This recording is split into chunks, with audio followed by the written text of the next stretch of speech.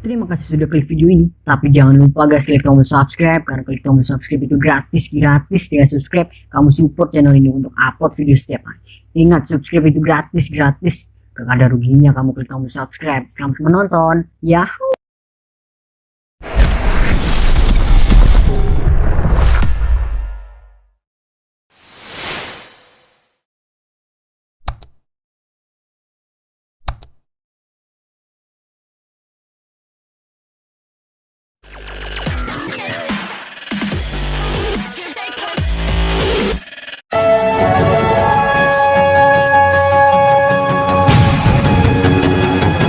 Diawali dengan memperlihatkan sebuah kastil yang dijadikan penjara militer yang tentu saja isinya adalah para mantan tentara yang dipidana atas kasus kriminal yang dilakukannya. Dia bernama Winter, sang kepala sipir yang berpangkat kolonel, di mana anak buahnya baru saja mendapat telepon bahwa ada seorang jenderal bintang 3 yang berstatus tahanan yang akan dipindahkan ke penjaranya. Hal itu tentu menjadi kebanggaan tersendiri untuk Winter karena sebagai kepala sipir di penjara ini, yang mana dia sangat begitu bersemangat untuk menyambut kedatangan orang nomor 1 di kemiliteran Amerika Serikat tersebut. Puts us on our toes though, doesn't it?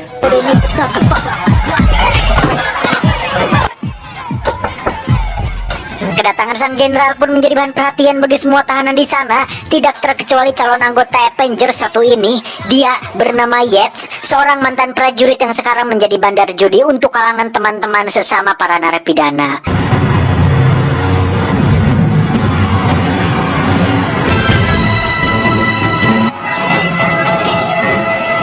Dan inilah sang jenderal bintang 3, beliau bernama Eugene Irwin, tapi biasa dipanggil Irwin. Beliau ditetapkan sebagai tersangka atas kasus ketidakdisiplinan karena menolak perintah presiden yang menyebabkan beberapa anak buahnya menjadi korban di medan perang. Winter pun menyuruh ajudannya untuk membawa Pak Irwin ke ruangannya, di mana Winter ingin menyambut beliau dan memperkenalkan penjara ini secara langsung. Dengan penuh rasa bangga dan sedikit canggung, Winter pun memperkenalkan dirinya dan pangkatnya serta penjara yang menjadi kekuasaannya, di mana Winter bermaksud ingin meminta tanda tangan Pak Irwin pada salah satu buku perang koleksinya. And I was wondering if you would do me the honor of signing it. Certainly. Thank you. Saat sedang mengambil buku, Pak Irwin pun mengobrol dengan ajudannya si Winter, di mana beliau mengatakan bahwa koleksi pernak-pernik perang seperti di ruangan ini hanya dimiliki oleh seseorang yang tidak pernah terjun ke medan perang secara langsung, karena bagi veteran perang asli ini tidak lebih dari gumpalan logam yang menyebabkan rasa sakit bagi seorang prajurit yang malang. Penggalan kata itu pun tak sengaja terdengar oleh Winter yang langsung mengurungkan niatnya meminta tanda tangan Pak Irwin, karena selain tersinggung dengan ucapannya, Winter pada kenyataannya memang tidak pernah terjun secara langsung ke medan perang. Saat keluar, di situ ada seorang tahanan bernama Aguilar. Ini orangnya. Dia memberi hormat kepada Pak Irwin, namun Winter melarang memberi hormat kepada sesama tahanan karena baginya saat ini Pak Irwin tidak lebih dari pria biasa sama seperti para tahanan yang lain.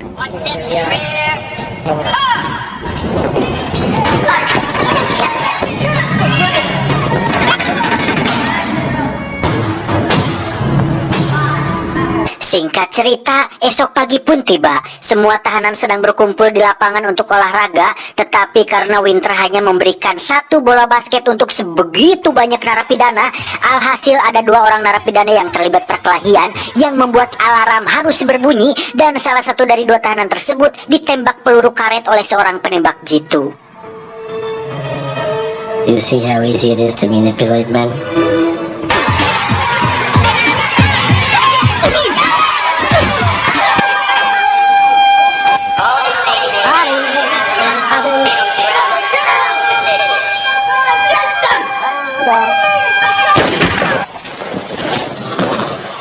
Saat jam makan siang, beberapa tahanan pun menghampiri Pak Irwin dan mengadukan semua yang terjadi di penjara ini, seperti perlakuan kasar para sipir, medis yang kurang memadai, kematian beberapa narapidana akibat peluru karet, dan segala sesuatu yang berada di bawah standar. Mereka semua pun berharap agar Irwin bisa untuk setidaknya mengkonsultasikan masalah di penjara ini ke teman-teman di pemerintahannya. Namun Irwin yang sedari awal memang berniat untuk menjalani hukuman dan pulang, pun tak berminat dengan masalah tersebut dan memilih untuk tidak ikut campur dalam urusan siapapun. 13 men down, 11 of them were critical. Stop fucking lying. Listen to yourself.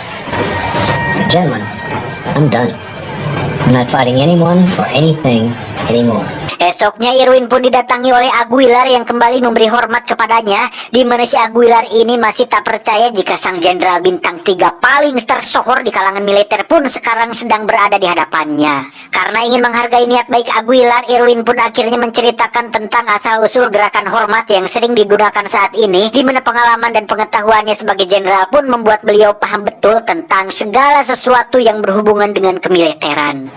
You Navy pukes? No, sir. Yeah, I was in the Corps. Tanpa mereka berdua sadari, si Winter yang masih kesal dengan kata-kata Irwin tempo hari pun sedang menyaksikan mereka berdua sedang hormat-menghormat, di mana si Winter yang haus rasa hormat dan kekuasaan pun mulai merasakan resah dengan keberadaan Irwin di penjara ini, karena bisa berpotensi mengalahkan rasa segan dan hormat semua tahanan kepada dirinya. Untuk itu Winter pun memberikan hukuman kepada Aguilar dengan menyuruhnya berdiri sambil memberikan hormat di tengah lapangan selama 24 jam tanpa henti. Bahkan saat hujan turun pun dia diharuskan tetap ngajanteng, yang membuat Irwin begitu miris melihat peraturan semena-mena yang dibuat oleh si Winter Bagong ini.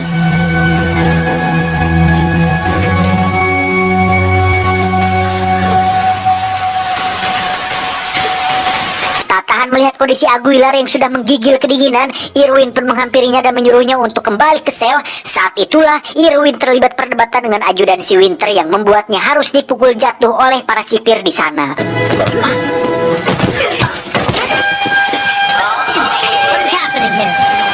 Irwin pun mengatakan tentang pedoman perilaku mengenai aturan mendisiplinkan tahanan yang tidak boleh lebih dari 24 jam.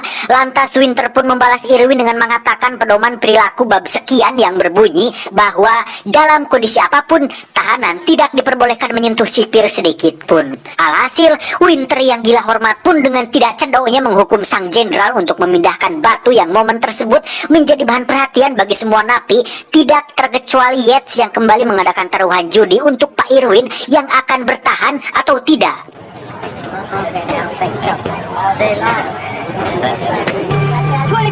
Who's down for 10? For what? In favor? Saat beliau membuka baju, para tahanan pun melihat bekas luka pada punggung Irwin yang dengar-dengar katanya beliau pernah ditawan oleh musuh dan rela disetrum berkali-kali hanya untuk membela anak buahnya saat berada di medan perang. Bayangkan jika kita punya pemimpin seperti beliau.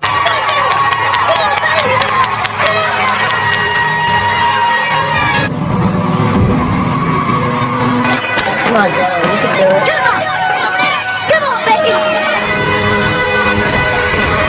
Sempat terjatuh oleh karena didorong seorang tahanan yang tidak ingin kalah taruhan, Irwin pun kembali bangkit dan berhasil menyelesaikan hukumannya.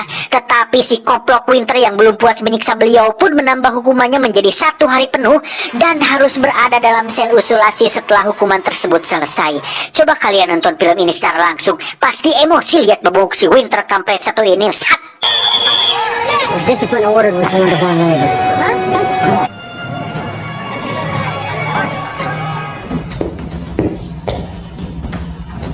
Ketika kembali ke selnya, Irwin pun mendapat sambutan meriah dari semua tahanan, yakni ketukan kalung tentara sebagai simbol penghargaan dan penghormatan atas perjuangan beliau menjalani hukuman kedisiplinan yang bagi mereka itu merupakan bentuk semangat sebagai seorang prajurit.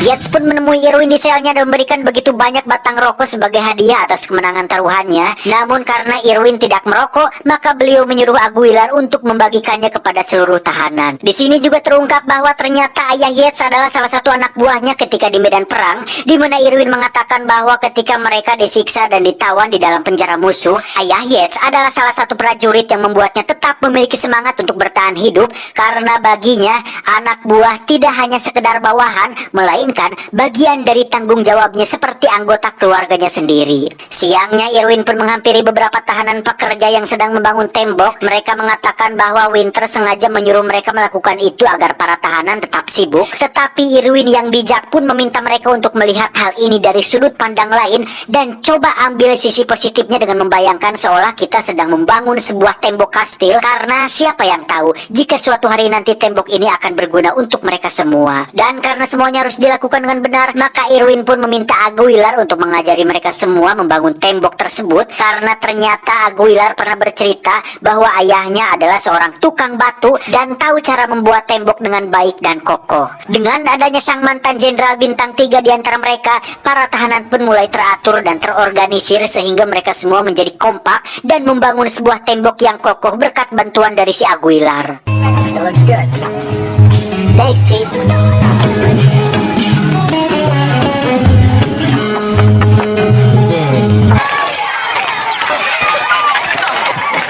Dan seperti yang kita semua tahu, jika situasi seperti ini tentu saja tidak akan disukai oleh si Winter Edan ini, di mana salah satu sipir pun melaporkan bahwa para tahanan sedang bermain sebuah permainan prajurit, di mana Irwin dipanggil Chief sebagai ganti dari kata jenderal, kata bos sebagai ganti dari kata kapten, sport yang berarti sersan, dan nama-nama lain sesuai pangkat mereka masing-masing. Sebagai seorang kepala sipir berpangkat kolonel, si Winter pun tentu paham bahwa Irwin sedang membuat semacam struktur loyalitas yang secara kasarnya Irwin sedang membangun pasukan yang akan siap patuh, setia, dan menurut kepada setiap perintah yang diberikannya. Put your name in the law on you. Hey, hold up on the work. What do you want from your time here at the castle, Mr. Irwin? Do my time? Go home. Dan apa yang terjadi selanjutnya benar-benar sangat mengejutkan, karena dengan waktu, tenaga, dan keringat yang sudah dihabiskan oleh para tahanan, Winter pun dengan seenaknya begitu saja memerintah sipir untuk merobohkan tembok tersebut, di mana Aguilar yang tidak rela itu terjadi pun tetap berdiri tegak di sana, sehingga para sipir pun membunyikan alarm dan menyuruh semua tahanan untuk tiarap. About 2 minutes. There will be no more wall.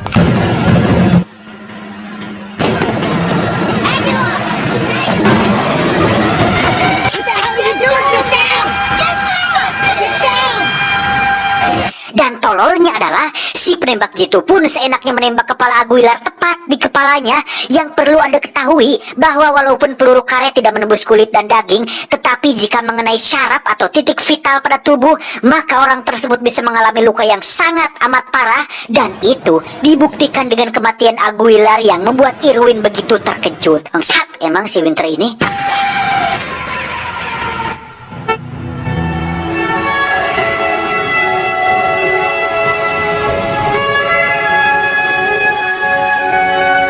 Untuk menghormati kematian Aguilar yang dianggapnya mati sebagai seorang prajurit, Irwin pun meminta semua tahanan untuk berbaris, yang mana dengan wibawa dan karisma jenderal yang masih dimilikinya, semua tahanan pun fokus mendengarkan pidato Irwin dan menyanyikan sebuah lagu yang biasa mereka nyanyikan ketika seorang prajurit gugur di medan perang. We are proud to claim the title of United States Marine.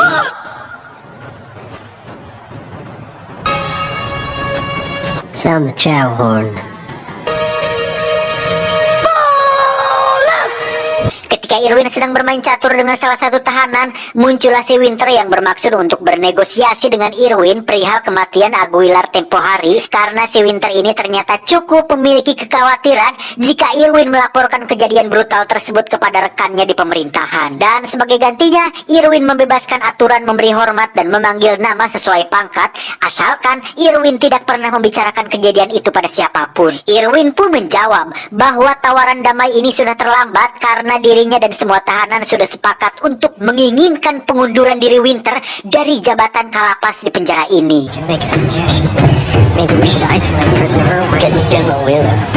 Merasa terancam dengan gertakan Irwin, Winter pun mengundang seorang jenderal bintang 1 ke penjaranya. Beliau bernama Jenderal Wheeler, seorang jenderal yang bintang pada bahunya disematkan langsung oleh Jenderal Irwin sendiri, yang berarti Wheeler sangat amat menghormati Irwin sebagai seorang juniornya. Dengan rasa canggung dan penuh ketegangan, Winter pun mengatakan jika Irwin mulai menunjukkan perilaku yang tidak biasa, dengan kata lain mengalami apa yang disebut dengan ODGJ, di mana Winter menuduh Irwin merasa seperti memiliki pasukan imajinasi dan berada di medan perang, sampai-sampai meminta dirinya untuk mundur dari jabatan kepala penjara. You might want to be a little more careful in your words towards that sick, pathetic man put this star on my shoulder. Yes, sir, I know. Saatnya mereka berdua bertemu, Irwin pun langsung menjelaskan semuanya, semua pelanggaran yang dilakukan oleh Winter, termasuk kematian Aguilar yang menurutnya itu sangat-sangat tidak diperlukan. Namun sebagai orang hukum yang wajib mengikuti aturan dan hukum yang berlaku, Jenderal Wheeler tentu tidak bisa begitu saja mencopot jabatan Winter dari pangkat kolonel sekaligus kepala penjara, karena dibutuhkan bukti nyata jika memang dia telah melakukan kesalahan yang membuat tahanan tewas tanpa alasan yang jelas. Situasi ini sebenarnya sudah sangat dipahami betul oleh Wheeler, di mana Winter sebenarnya hanya ingin mengeluarkan Irwin dari penjaranya. Namun karena Winter tak ingin dianggap tidak becus mengatasi tahanannya, maka Winter pun berjanji akan lebih mendidik tahanannya sendiri supaya lebih disiplin dari sebelum-sebelumnya. Winter pun memakai cara lain untuk mengalahkan Irwin di penjaranya, yakni dengan mematahkan kepercayaan dan kepatuhan semua orang kepada Irwin, di mana Winter dengan sengaja membacakan kesalahannya hingga masuk di penjara ini, yakni mengabaikan perintah langsung dari Bapak Presiden yang mengakibatkan 8 orang prajurit intelijennya tewas saat dalam misi pengintaian. Dan untuk lebih membuat semua tahanan tertekan dan tak akan menurut lagi perintah dari Pak Irwin, maka Winter pun menyuruh sipir untuk membawa beberapa tahanan yang pangkatnya tinggi dan dianggap dekat dengan Irwin, lantas dimasukkanlah mereka dalam ruang isolasi selama berhari-hari.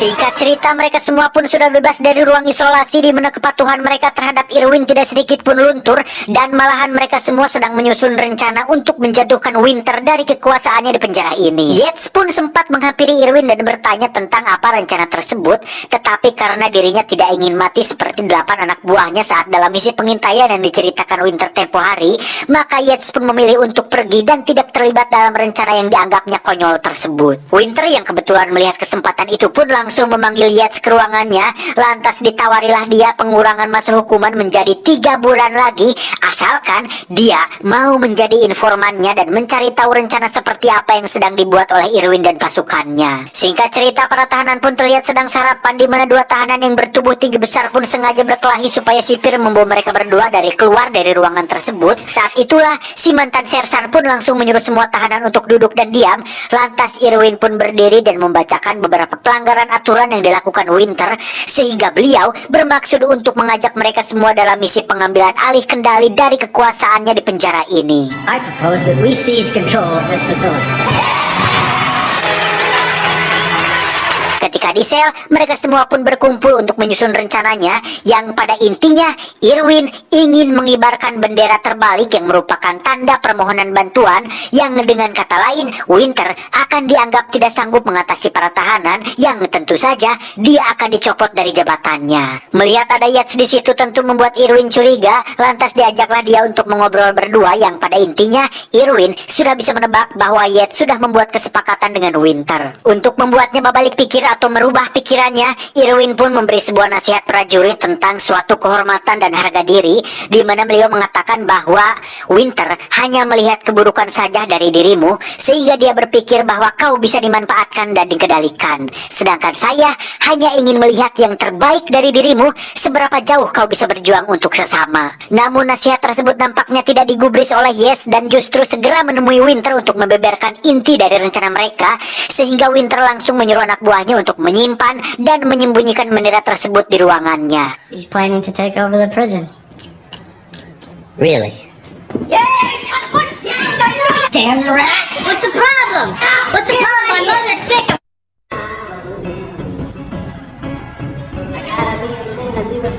Singkat cerita, esok pagi pun tiba. Yates pun kembali menemui Winter untuk memberikan sisa informasi dari rencana Irwin. Namun faktanya, Yates hanya ingin memberitahunya tentang bendera yang telah dimiliki oleh Irwin dan pasukan, yang ternyata Yates sendirilah orang yang telah mengambil bendera tersebut kemarin ketika seorang tahanan meneriakinya sebagai seorang pengkhianat. Alhasil, Yates pun dimasukkan ke dalam ruang isolasi, lantas hampir seluruh sipir pun ditugaskan untuk menggeledah setiap sel untuk menemukan di mana bendera tersebut disembunyikan. Dan lagi-lagi Winter pun terwaduli, yang mana itu merupakan sebagian dari rencana Irwin supaya mereka bisa lebih leluasa berada di lapangan dan mengurung hampir semua sipir di dalam gedung.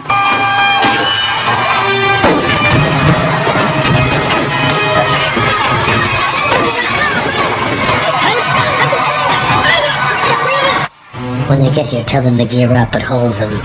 Si ajudan yang panik pun menyarankan Winter agar menghubungi Jenderal Wheeler, tetapi Winter tentu saja menolak hal tersebut karena seperti yang kita tahu, itu akan menjadi masalah besar ketika Winter kehilangan kendali atas penjaranya sendiri. Namun yang Winter tidak tahu adalah satu prajurit pun berhasil sampai di ruang komunikasi dan menghubungi Jenderal Wheeler dengan mengatakan bahwa penjara ini sedang butuh bantuan oleh karena para tahanan sudah tidak bisa dikendalikan.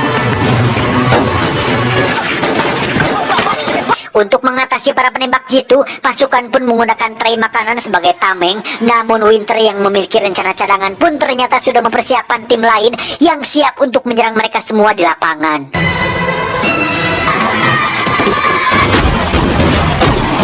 Tak hanya Winter saja yang punya rencana rahasia, Irwin dan seluruh pasukan pun punya senjata yang telah mereka buat jauh-jauh hari, yakni sebuah pelontar raksasa yang membuat ruangan Irwin hancur dan merusak semua koleksi barang kesayangannya.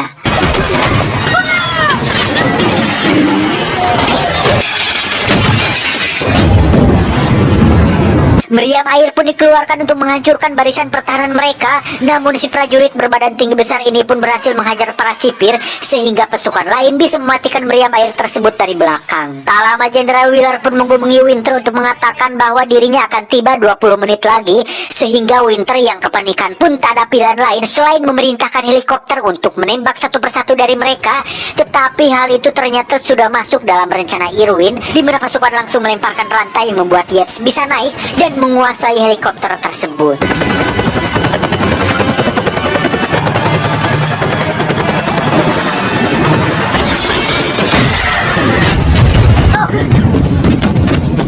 Setelah semua senjata Winter berhasil dilumpuhkan, kini saatnya untuk menjalankan tahap akhir, yakni mengibarkan bendera terbalik yang merupakan tanda dari permohonan bantuan, di mana Yates yang menyembunyikan bendera tersebut dalam tumbukan batu pun segera memberikan benderanya kepada Irwin untuk dikibarkan pada tiang yang berada tepat di tengah lapangan.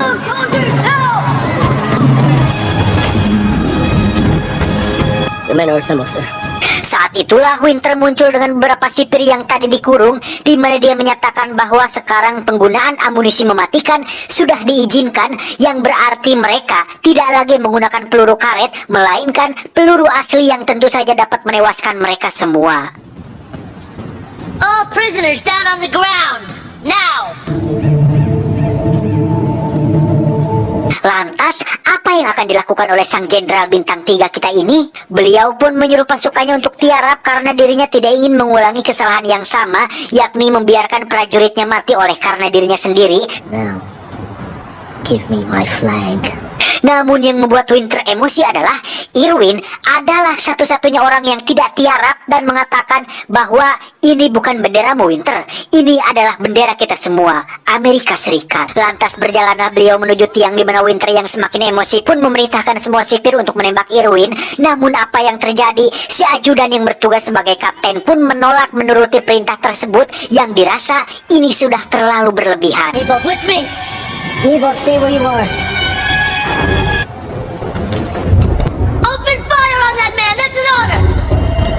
Kesal karena semua anak buahnya menolak perintah, Winter pun nekat melakukannya sendiri dengan menembak Irwin sebanyak 4 kali. Namun Pak Jenderal kita yang masih bisa bertahan pun sekuat tenaga tetap menaikkan benderanya sampai titik darah penghabisan yang membuat semua prajurit terharu dibuatnya.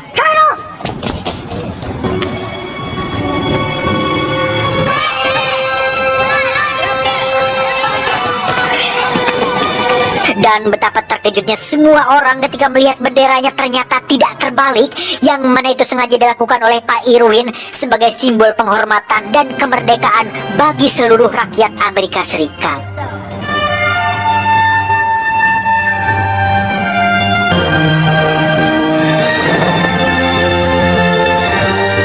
Bagi sebagian orang, mungkin Pak Irwin dianggap sebagai seorang jenderal yang lalai sehingga membuat 8 anak buahnya mati sia-sia. Tetapi bagi seluruh tahanan yang ada di penjara ini, beliau adalah seorang pahlawan yang berjuang untuk mereka dan untuk seluruh warga Amerika Serikat. Tamat.